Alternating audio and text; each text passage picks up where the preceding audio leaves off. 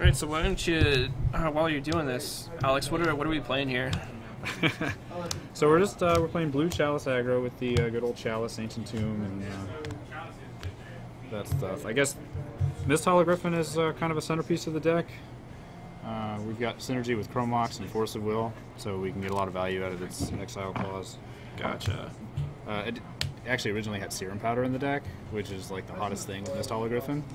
I remember I almost David Gearhart loves his deck. By That the is way. absolutely 100% not Can't true. get enough of it. He Every almost time I cries when registered can't this play card, it. you told me that not only was I terrible, but my deck was terrible. You registered this card. Yeah, that doesn't mean I do it. Fuck you. Just forever fuck you. Correct, and Alix Hatfield does it. Forever fuck you.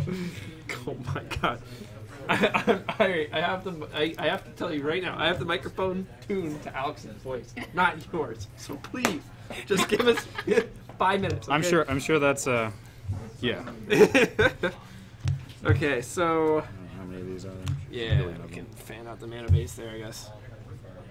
Cool. All right, so synergies, obvious. You said the Mist Hologriffin is the cornerstone of the deck here. Or Well, it's- kind of, it's- sort of. Like he's not the most impressive card in the deck, but he's pretty important to the way the deck is designed, if that makes sense. But like so are these guys. Stratus Dancer is actually a really strong threat in this deck. You know, it's pretty easy to cast it as a morph, even when you have some of the weird colorless heavy openings. And being able to flip it up to counter like a Terminus or whatever, and they can't respond to that. You know, you can't counter a triggered ability with most counter magic, so it's Right. Yeah, I'm pretty actually good. completely unfamiliar with this card. Oh, okay, yeah. Or I remember Damon talking about it. Flying 2/1 for 2 Megamorph, and that's that mechanic that it's like morph, but when you turn it face up, it gets a +1/+1 counter. Yeah, it's like morph but better, sort of. And then it's a trigger, so you can you want that against like anything, or you just want an uncounterable piece of permission. And I guess Yeah, exactly. you're putting a little clock on them. How often do you just cast it regularly? Fairly often, actually. I mean, it's really good. It trades with a Delver in that sort of matchup, where we're actually casting it at 3 and holding 2 mana up is going to be super clunky, obviously. So Right. just having it as a 2 mana, 2-power flyer is pretty good. I mean, it's also a good candidate to pick up equipment against something like Elves or Death and Taxes. So you actually cast it as a 2 mana guy fairly often. Gotcha. That's cool. So what else we got? We have True Name Nemesis. I guess Yeah. just as the old beat stick. Yeah, I mean, he's also really important for dealing with Tarmogoyf. You know, he is the deck's answer. If you're falling behind in the race, you can try to stave off a Tarmogoyf with him while you get some of the evasive guys through with an equipment or something. It's just a high-quality card in a deck that traditionally doesn't play a lot of really high-quality cards, so I really like having the True Name Nemesis. The mana base, you know, we're running like probably a couple more islands than traditionally with the Seat to fetch with Trinket Mage, and we've got a Mox Diamond as well. Oh, I see. Just as one-ups for the Trinket Mage. Yeah, Okay. the Diamond's actually a recent addition, but yeah, this is the Trinket package here, although usually Trinket Mage is going to get you either Hangerback Walker or Chalice. Obviously, Hangerback Walker, that's a more recent addition as well, but the Hangerback Trinket Mage kind of package gives you a lot of grinding capability against like the Abrupt Decay decks, which traditionally, you know, some matchups you want to go turbo equipment and just find like some kind of flying shit and put equipment on it and attack them. Right. And in other matchups, they're going to break that up with their Abrupt Decays or whatever, so you really need to grind them a little bit more. Hangerback Walker is really good for that. It also helps answer Tarmogoyf, you know. Let's see. A lot of the creatures in this deck are actually pretty difficult to get high value when they try to remove it. True Name Nemesis obviously is difficult to hit. Hangerback gives you doubles. Stratus Dancer can easily protect itself. That's something that you do fairly often. If you have the time, you'll play it as a morph, and then you'll go to equipment with 2 up, so they can't blow you out on the tempo there. Gotcha. Yeah, it's all a little bit clunky, but the mana base makes it work okay. And Sea Drake. What's this card? This is just. Oh, that's the classic Fairy Stompy card. Yeah, it's I remember this. He's just a 4/3 flyer. When he comes in, you got to bounce. You got to return 2 lands you control to your owner's hand. Okay. If you play him off of a Mox and a land, if you only have 1 land in play, then you don't have to do anything because Oh, it really? specifically says 2 lands. Yeah.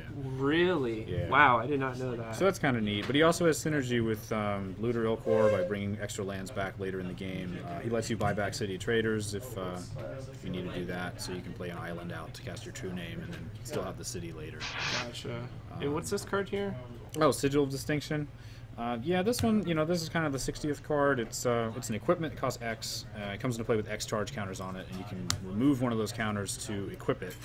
And the equipped creature gets +1/+1 for every charge counter on it. I see. So that's just kind of like tap out, like put X power on the board and like kind of synergize with some of your soul lands. So it's just like a big equipment. And it lets you find an equipment with Trinket Mage if if you're dirtling with weenies, which this deck has more of than like the traditional Serendib Sea Drake Fairy Stompies.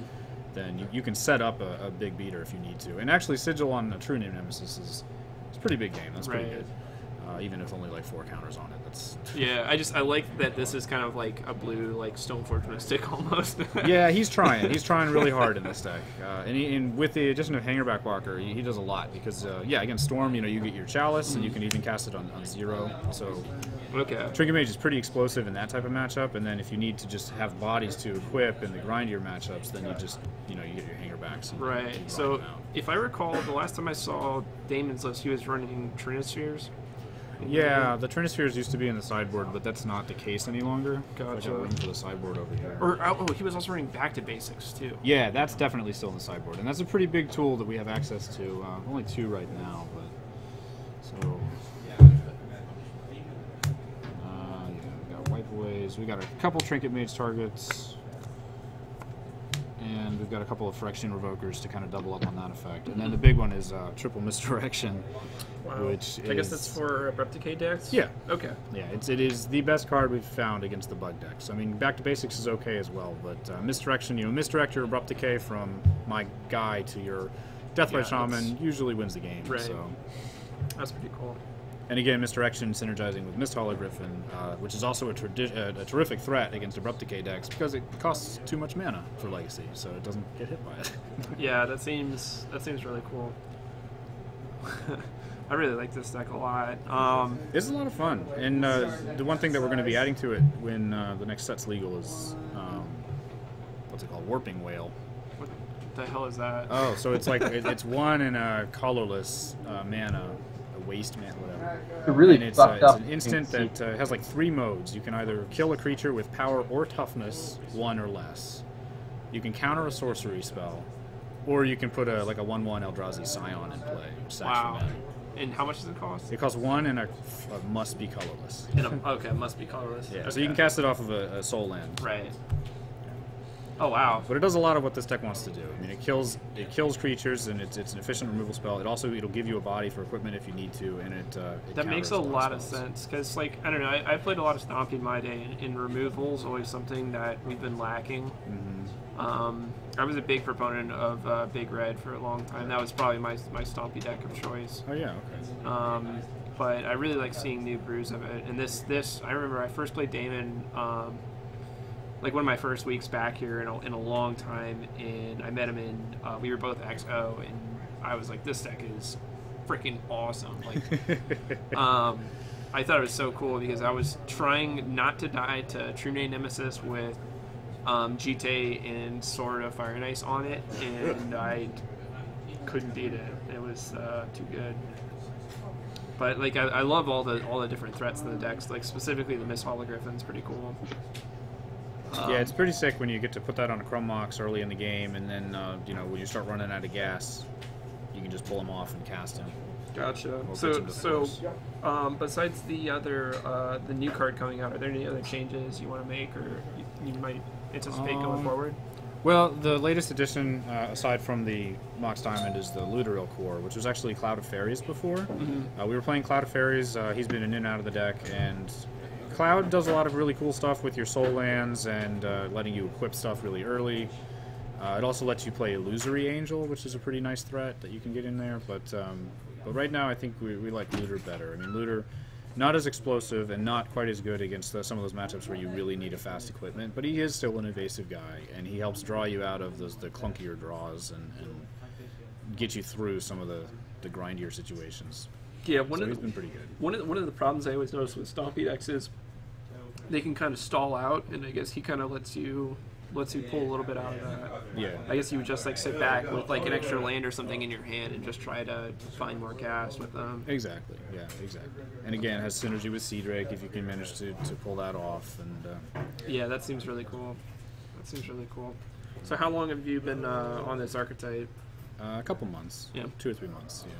Yeah, I remember I talked to Damon in the chat about the deck, and he specifically mentioned you as being one of the sole contributors to I guess like his go-to guy. You guys were just, is this your deck? You think he would say both your guys' deck? Maybe at this point. Like I said, he's been working on it a lot longer than me. That original build with the serum powders, that was all him, and he was the one who discussed. You know, he threw Stratus Dancer in there the minute it was spoiled. But yeah, I'm trying to collaborate with him, trying to help him out now. Yeah, this was pretty cool. I really like this Stratus Dancer. This seems like, I remember he was saying, because this was back in Omni Show days, this card was insane against it, because you can just counter their show and tell or counter their whatever, and there's just nothing they can do about it if they let the morph resolve. Yeah, and it's super difficult for tendrils to deal with it as well. I mean, especially game 1, you know, you can throw that guy out. If you get to untap with a Stratus Dancer against a Tendrils deck, they're real limited on what they can do. Right. Oh, I see. Because you can just force their hand if they go for Infernal Tutor or Dark Petition, and then it's just ad nauseum, whatever. They can't do it. And it's also very good against Miracles. I mean, it counters Terminus. Like I said, it can protect a board of a couple of guys and make it really difficult for them to get through it. And then in the matchups where it's not so great, you know, you play it as a 2/1 flyer, and unless you get it in a mid-game situation when you can play it as a morph. I mean, against even something like Elves, which you would not plan on setting that up as a morph against Elves. The trigger is obviously still relevant, so it still comes up. Gotcha. Yeah, that's really cool. I like this deck a lot. All right, Alex. Well, hey, thanks for sharing your deck with us. This is really cool. Yeah, absolutely. I try to feature Damon's match whenever he could. And he's like, yeah, as long as they don't play against Show and Tell, I'll be all right. And then of course he played against Show and Tell, and just actually had like the worst matchup I've ever seen the deck play. I'm like, darn. Yeah, I mean that's a pretty hard matchup. We don't have that much interaction for them, so. And the sideboard doesn't even offer that much. All right, Alex. Well, thanks very much for sharing it with us. Yeah, no I really like My the deck, pleasure. and I'm definitely keeping an eye on its progression. And how many of that new spell? What was it called? Oh, Warping Whale. Warping Whale. Right now, we're just probably carving out a couple of slots for it in the sideboard, but I could see this more. I mean, I know that the guys who are brewing the new Eldrazi Mud decks are playing them as 3 or 4 of them in the main deck in some cases.